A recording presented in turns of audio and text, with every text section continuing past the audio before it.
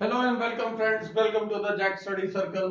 जैसा कि आप देख रहे हैं, हम लोगों ने क्लास 9th का third chapter that is electric current को डिस्कस कर रहे थे। हम लोग अभी तक हमने 5 पॉइंट्स इसके डिस्कस किए थे, जो कि था पहला potential difference that is W upon Q, work done per unit charge.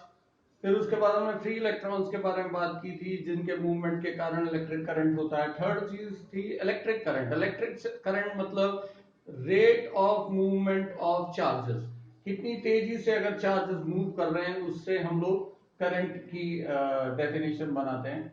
Ohms law था V is equal to I R, more the potential difference more the current flow, और इसका डायरेक्टली प्रोपोर्शनल का रिलेशन था। और last topic हमने देखा था resistivity. Resistivity एकदम सिंपल स्ट्रेट चीज थी कि R is equal to rho L upon A. ये याद रखना है आपको कि रेजिस्टेंस लेंथ पर और एरिया पे डिपेंड करता है, but resistivity is only dependent upon the material. जो आप मटेरियल यूज कर रहे हैं उसी से ही रेजिस्टिविटी का पता लगता है। तो रेजिस्टिविटी बिल्कुल डिफरेंट चीज है रेजिस्टेंस से। Resistance depends upon the length of the conductor, resistance depends upon the area of the conductor, जबकि resistivity depends upon only the nature of the material. Straight. अब हम इसको थोड़ा सा आगे लेके जाते हैं। कुछ चीजें हैं, जैसे दो डेफिनेशंस आती हैं, हालांकि पहले काफी बार पढ़ी होंगी आपने। Conductors and insulators. कंडक्टर्स वो होते हैं जिनके अंदर से करंट आराम से पास हो जाता है। ठीक है, इन मटेरियल्स के अंदर हम सभी मेटल्स का नाम ले सकते हैं, जैसे copper, silver, gold and all. Secondly आता है इंसुलेटर्स, वो मटेरियल जिनके अंदर से करंट पास नहीं हो पाता, जैसे वुड है, प्लास्टिक है, देन रबर वगैरह, ये सारी चीजों से करंट पास नहीं होता। नेक्स्ट हम लोग देखेंगे पेज नंबर 36 पर कुछ सिंबल्स दिए गए हैं और कुछ नाम दिए, उनके यूजेस दिए हैं। इलेक्ट्रिक सेल, जैसा कि आपको मालूम है, हमेशा याद रखना है आपको, इलेक्ट्रिक सेल मतलब एक इलेक्ट्रोड बड़ा और एक छोटा होता है, इसको हम लोग कहते हैं इलेक्ट्रिक सेल। ये हमेशा पॉजिटिव और ये नेगेटिव।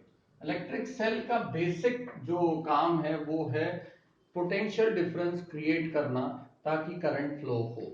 ठीक है, अगर यही चीज एक दो तीन और ज्यादा सेल्स लग जाएं तो that is known as battery. एक के पीछे एक सीरीज में अगर मैं सेल्स लगा दूं तो that is known as battery.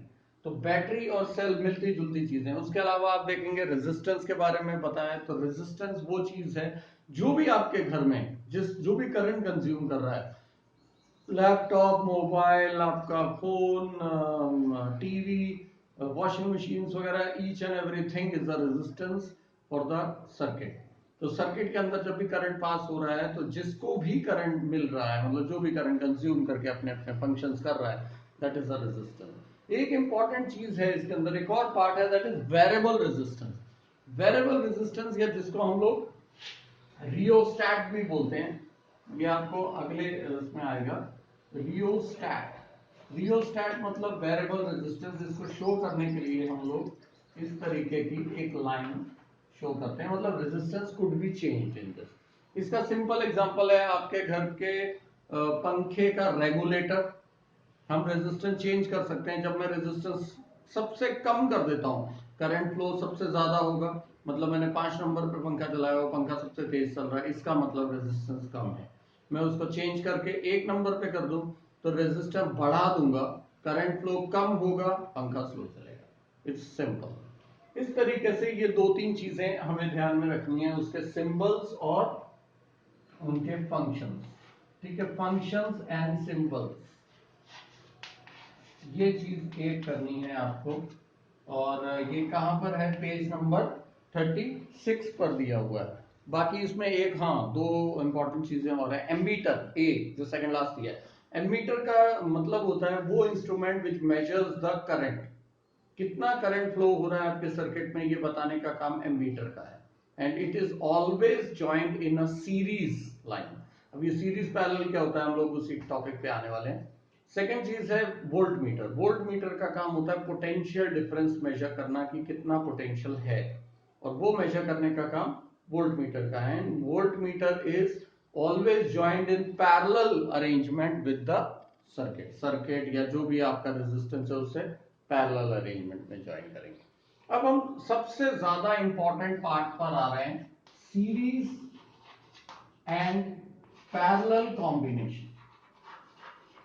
Series और पैरेलल कॉम्बिनेशन ऑफ रेजिस्टर्स क्या है, ये सबसे इंपॉर्टेंट चीज है, क्योंकि यही डिसाइड करेगा कि करंट ज्यादा फ्लो करेगा या कम फ्लो करेगा। ये चीज पता लगाने के लिए हम लोगों को इसको डील करना होता है।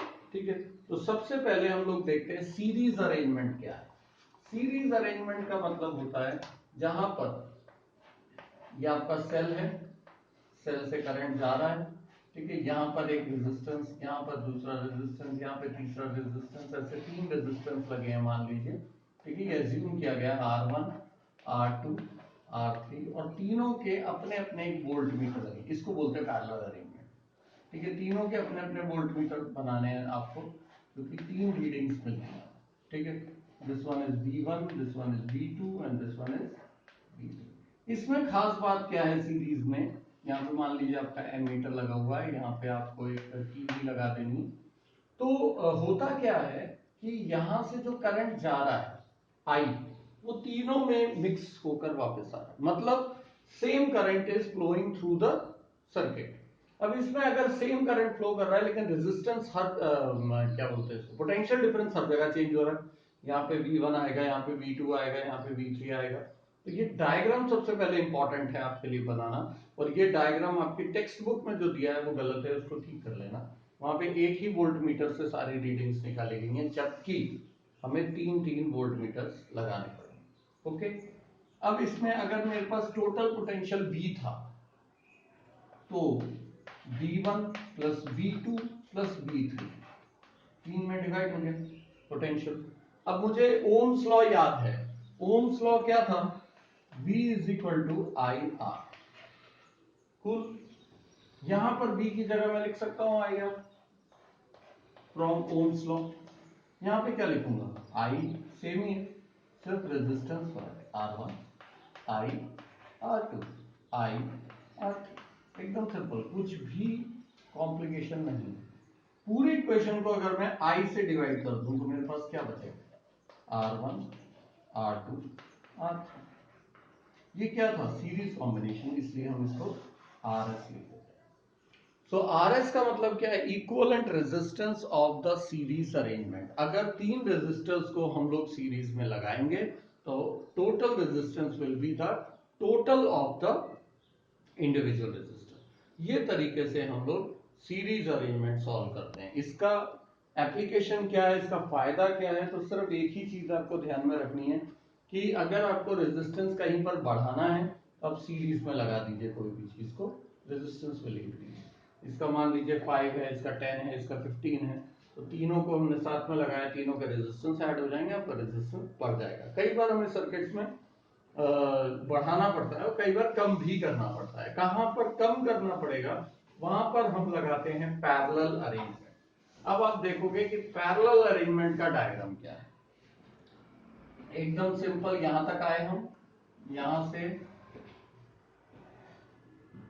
कुल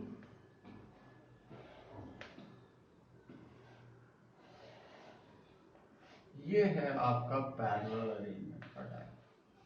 ठीक है, यहां पर एक एमीटर A1 A2 और A3, resistance 1, resistance 2 and resistance 3। ठीक है, यहां से मेरा करंट जा रहा है I। जब यहां पे करंट पहुंचता है तो 3 पार्ट्स में डिवाइड होता है, I1 I2 और I3। ये तीनों करंट यहां से जाएगा और फिर रिकंबाइन होते हुए वो करंट I बनते हुए वापस आ जाएगा। ये सिस्टम को हम बोलते हैं पैरेलल, जहां पे करंट डिवाइड हो रहा है। एक वोल्ट मीटर भी लगाना पड़ेगा हमें अलग से, एक ही वोल्ट मीटर लगता है, क्योंकि potential difference will remain same. भले ही कितने रेजिस्टेंस लगा दो, पोटेंशियल डिफरेंस सेम रहेगा। तो यहाँ पर क्या, कैसे हम लोग करेंगे, तो याद रखो यहाँ पे क्या चीज चेंज हो रही है, वो है current. I is equal to I1 I2, अच्छा ये ठीक हो रही है, I3 नहीं आई, बच गए। तो I1 plus I2 plus I3, क्योंकि करंट यहां से डिवाइड हुआ, कुछ इधर कुछ इधर कुछ इधर, ऐसे पार्ट्स में चला गया। ये हमारे घर में इसी तरीके से होता है, एक करंट आता है और उसके बाद अगर मैं लैपटॉप चला रहा हूँ, वॉशिंग मशीन चला रहा हूँ, वाटर हीटर चला रहा हूँ, सबको अलग अलग करंट जाएगा एज पर द रिक्वायरमेंट। उसमें कोई भी प्रॉब्लम नहीं आएगी, बिकॉज हर किसी को अलग अलग करंट की रिक्वायरमेंट होती है, एक जैसा करंट तो दे नहीं सकते ना। तो सीरीज में एक जैसा करंट जाता है, वही एक बड़ी प्रॉब्लम है, और इसमें अलग अलग जाता है। ठीक है, अब क्या होता है, फिर से हम लोग देखें Ohm's law. I is equal to V upon R लिख सकते हैं। I1 की जगह क्या लिखूंगा, V तो सब जगह सेम है, R R2 R3। पूरी इक्वेशन को V से अगर डिवाइड कर दिया जाए तो क्या बन जाएगा, R1 R2 और R3। इस तरीके से ये आपको मिलता है। एकदम सिंपल तरीका है पैरेलल अरेंजमेंट का, इसको करके देखिए, बहुत ही सिंपल क्वेश्चंस हैं, इसमें कुछ भी ऐसी खास चीज नहीं है जो आपको कॉम्प्लिकेटेड लगे। इसके न्यूमेरिकल जरूर हमें करने पड़ेंगे, न्यूमेरिकल्स इंपॉर्टेंट है। एक लास्ट चीज बताऊं आपको, फ्यूज वायर क्या होता है। हम लोग बोलते हैं ना, कभी कभी देखो लाइट चली जाती है घर में, हम बोलते हैं अरे यार फ्यूज उड़ गया।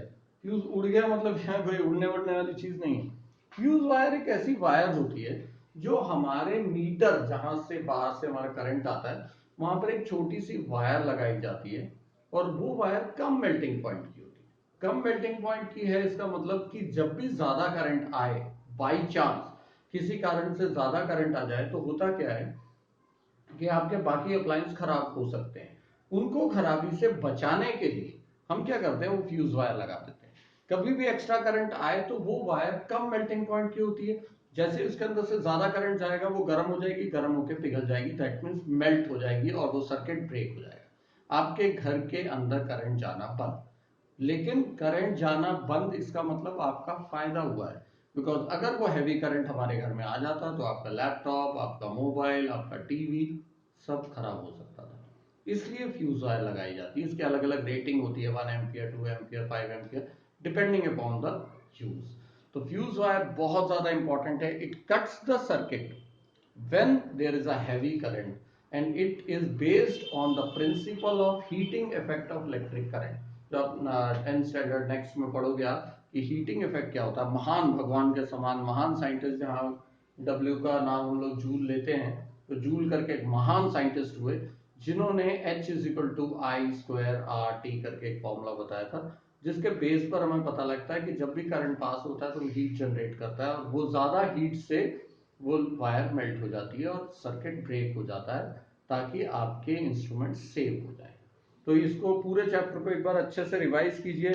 एक इस चैप्टर की एक्सरसाइज एक बार ट्राई करके देखिए, बहुत ही प्यारे क्वेश्चन है, 9 क्वेश्चन है आई थिंक, क्या 9 क्वेश्चन है, और बहुत ही अच्छे वैल्यू बेस्ड और प्रैक्टिकल नॉलेज के हैं। आप ट्राई करके देखो, और एक वीडियो हम लोग और 5-7-10 मिनट का बनाएंगे जिसमें हम न्यूमेरिकल सॉल्व करेंगे, क्योंकि ये चैप्टर में क्वेश्चंस न्यूमेरिकल्स आते ही हैं, खासकर रेजिस्टेंस इन पैरेलल और रेजिस्टेंस इन सीरीज को लेकर।